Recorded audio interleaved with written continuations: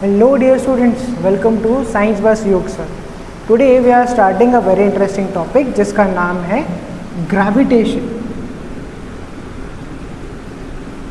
अब if you talk about state board का syllabus, तो this comes in class 10th as chapter number 1, but whereas if you talk about CBSE तो ये 9th class में आएगा and it is around your second chapter in the CBSE syllabus. ठीक है. सो first of all जब भी I ask any student कि what do you know about gravitation, तो उसको बेसिकली इतना तो पता होता है कि हर एक चीज़ अर्थ की तरफ अट्रैक्ट होती है due to some force and that is gravitational force. Like अगर ये मार्कर में ड्रॉप कर दूँ एंड इसको ऐसे छोड़ दूँ, ऐसे ड्रॉप कर दूँ मीन्स ऐसे छोड़ दिया तो it will just fall down. So what is happening कि अर्थ इसको किसी फोर्स से अपनी तरफ खींच रहा है. So that force is nothing but gravity. इतना बेसिक नॉलेज लगभग हर बच्चे को होता है जब भी मैं इसके क्वेश्चन पूछता हूँ. देन इससे एक चीज़ हमको क्लियर है कि this gravitation is some kind of force, right. Now अब अगर इस चैप्टर को बहुत अच्छे से समझना है तो you need to have some basic knowledge भाई कि ग्रेविटेशन है तो ग्रेविटेशन या फिर ग्रेविटेशनल फोर्स एक फोर्स है ना. So we must be clear with the basics ना. अगर ग्रेविटेशन पढ़ना है तो वी मस्ट नो कि फोर्स क्या होता है ना, फोर्स के टाइप्स क्या होते हैं, ग्रेविटेशनल फोर्स कौन से टाइप ऑफ फोर्स में आता है, राइट. ये सारी कुछ बेसिक चीज़ें हमें पता होनी ज़रूरी है, right. So we will be discussing all that in this chapter only. But before discussing all that I would like to give you a blueprint of what we are going to learn throughout the series of this lecture series by Suyog sir, that is by me, right. So the first thing that we are going to do is we are going to have all the textbook syllabus covered. ठीक है, ये तो करने ही वाले हो, text book syllabus तो करने ही वाले हो. इसमें भी we will cover both NCERT plus Maharashtra board का जो टेक्स्ट बुक है वो we are going to cover both. ज़्यादा डिफरेंस नहीं है, all are same. So I will be just telling you कहाँ पे कौन सा टॉपिक डिफरेंट है, तो you can just either take that extra topic or you can just skip that part. ठीक है. Then another thing is that we are going to have some foundation questions. अब देखो फाउंडेशन से मेरा meaning क्या है कि if you are going to prepare for IIT JEE और NEET और you are going to have you are going to appear for some exams like NTSC, है ना. कौन सी exams? NTSC, national talent search examination. May be you may be appearing for some other scholarship exams. ठीक है. Then you may be appearing for IIT JEE or NEET, है ना. I mean if you're planning for preparing for IIT JEE and NEET, so this will be serving as a foundation. Foundation मतलब क्या? एक base की तरह it will act. It will improve your problem solving skills. It will improve your viewpoint of looking at the question, कि किस तरह से question को देखना है, उसमें से कैसे गिवन पार्ट निकालना है, कैसे पहचानना है क्या पूछा है, एंड कैसे फार्मूलाज को तोड़ मरोड़ के किस तरह से यूज़ करना है. So you will be learning everything in that, right. Then not just white board, we will be using animations wherever necessary. We will be solving question banks. We will be going through printed notes or sometimes I'll be adding PDF notes, है ना, in case if you are an online student, right. So animations है, question banks है, notes है, right. Then some mind maps also we will see, right, and many other things. ठीक है. I'll not mention everything over here. ठीक है. अब साथ ही साथ you can say कि we will be solving PYQs. PYQs मतलब previous year questions of both CBSE and Maharashtra board. ठीक है. Then again what we'll be doing is we will be focusing more on problem solving. We will be focusing more on problem solving, and not just normal problems. We will be taking some hot questions also, like higher order thinking skills questions. We will be doing some questions related to all those exams that we have mentioned over here. Okay, so this is not going to be a normal series. It is going to be something completely different from whatever you have been forced to just watch till now. ठीक है, तो उससे बहुत अलग रहेगा, बहुत कुछ चीज़ें एक्स्ट्रा यू विल. ठीक है, so let us go back to our topic, that is gravitation. Right, अब मेरी आदत है जब भी we start some topic I go with the basics. ठीक है, तो इफ़ वी से कि ग्रेविटेशनल फोर्स एक फोर्स है, तो वी मस्ट बी अवेयर कि फोर्स क्या होता है. Right, so if I ask you कि भाई फोर्स क्या है, if I ask you the definition of force, so if you have been attentive in your class 8 or your lower classes, then you will be able to say कि भाई force is nothing but a push or pull acting on an object. ठीक है, this push or pull can change the state of motion or rest of that object, है ना. ये एक extra line add कर सकते हो, या फिर this much is also fine, push or pull on an object is known as a force, है ना.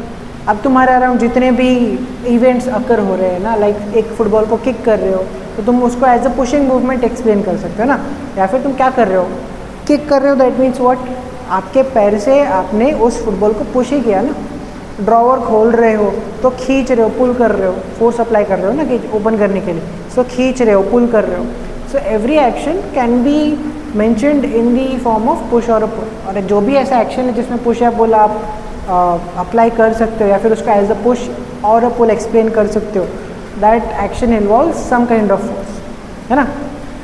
तो I think that is clear कि push or pull is known as a force. या फिर अगर थोड़ी और स्टैंडर्ड डेफिनेशन चाहिए तो यू कैन ऑल्सो से कि it is an external agent, it is an external agent capable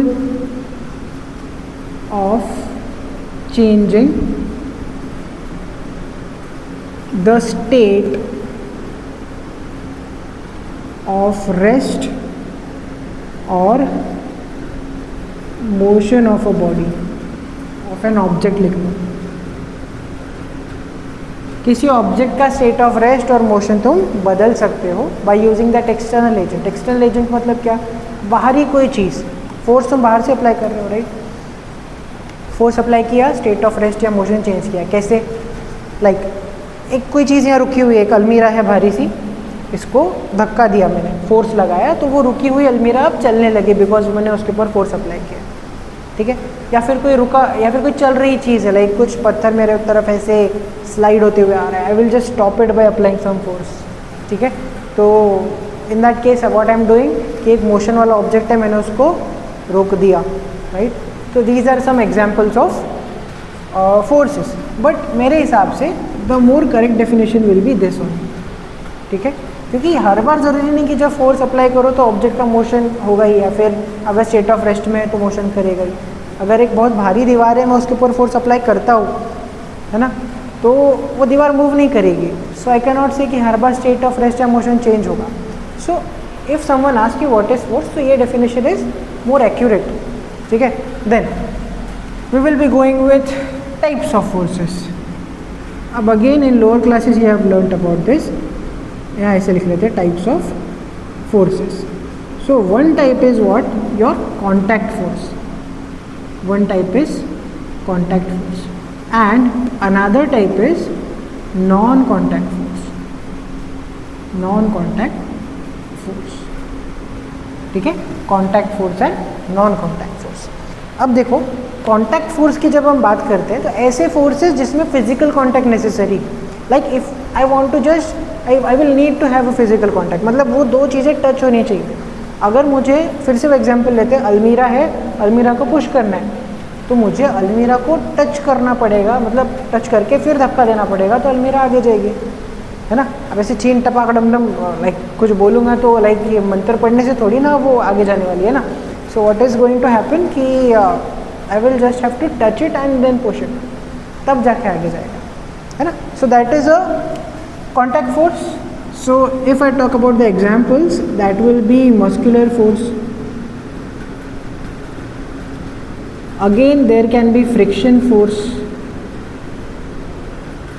अब जो फ्रिक्शन फोर्स होता है, फ्रिक्शन फोर्स की अगर तुम बात करो तो देखो, जब साइकिल का टायर और ज़मीन कांटेक्ट में है और तुम जैसे घर से कोचिंग आ रहे हो या घर से स्कूल जा रहे हो, व्हाट इज़ हैपनिंग, आप साइकिल चला रहे हो, एक पेडल मारा, साइकिल आगे जाती है ना, दैट मीन्स चक्का घूमता है और वो जो चक्का है कुछ पोर्शन उसका ज़मीन पर टच रहेगा। तो एक पेडल में घर से कोचिंग आ जाते हो क्या? नहीं, है ना। What you have to do, you have to continuously pedal, continuously तुमको एनर्जी या फोर्स उसको प्रोवाइड करते रहना पड़ता है, तब जाके तुम कैसे तो भी कोचिंग आते हो या स्कूल जाते हो, है ना। सो सम फोर्सेस स्टॉपिंग यू ना, वरना क्या होता है, एक पेडल मारते उतने में ही सीधा स्कूल या इतने में ही सीधा ट्यूशन, राइट। तो कोई ना कोई फोर्स तुमको बार बार रोकने की कोशिश कर रहा है ना, दैट फोर्स इज फ्रिक्शन। दो जो सरफेसेस से, एक ज़मीन, एक तुम्हारा साइकिल का टायर, दोनों कांटेक्ट में है ना, और ज़मीन उस टायर को मूव होने से रोक रही है by applying some force, that force is force of friction. हाथों को ऐसे रब करोगे तो हाथ गर्म आते हैं, वाई, बिकॉज तुम दो सरफेसेस को रब कर रहे हो तो एक सरफेस दूसरे सरफेस को रोकने की कोशिश कर रहा है। जब रिलेटिव मोशन होता है, रिलेटिव मोशन मतलब क्या, ये आगे, मतलब ये इसके रिस्पेक्ट में पीछे जाना चाह रहे हैं इस हाथ के रिस्पेक्ट में, एंड ये हाथ इस हाथ के रिस्पेक्ट में आगे जाना चाह रहे हैं, तो दोनों रिलेटिव मोशन कर रहे हैं, है ना। So in that case what is happening, दोनों सरफेस कांटेक्ट में है, दोनों सरफेस एक दूसरे पे रब कर रहे हैं, मूव कर रहे हैं, कांटेक्ट में है, हेंस एक दूसरे को रोक रहे हैं, है ना। बिकॉज ऑफ इरेगुलरिटीज, वो अलग टॉपिक है, friction is a different topic, ठीक है। तो that kind of force is called as friction, and friction force is also a contact force, because उसको भी कॉन्टैक्ट की ज़रूरत पड़ती है। Then if you talk about a non contact force, तो ऐसा फोर्स जिसमें फिजिकल कॉन्टैक्ट की ज़रूरत नहीं है। बेस्ट एग्जाम्पल मैग्नेट्स, या फिर सिंपली मैग्नेटिक फोर्स। अभी just show you magnet. Okay, so these are some magnets. अब ये एक रॉड की तरह दिख रहे होंगे बिकॉज बहुत सारे हैं। I will just take 2 of them.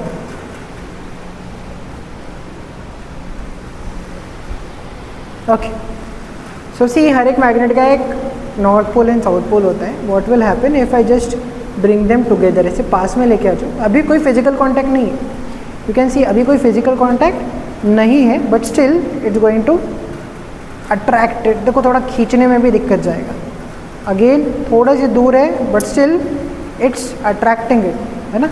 मैंने तो कोई धक्का भी नहीं दिया, ये देखो, ठीक है, still it's attracting it. What will happen if I just reverse the polarity, north को नॉर्थ से कनेक्ट कर दो, तो see it is just trying to repel it now. ये रिपेल करने की कोशिश कर रहा है, ठीक है, ये चिपकेगा नहीं, रिपेल कर रहा है, और ऐसे पलटा के लगाओ तो चिपक जाएगा। That is some different concept, ठीक है।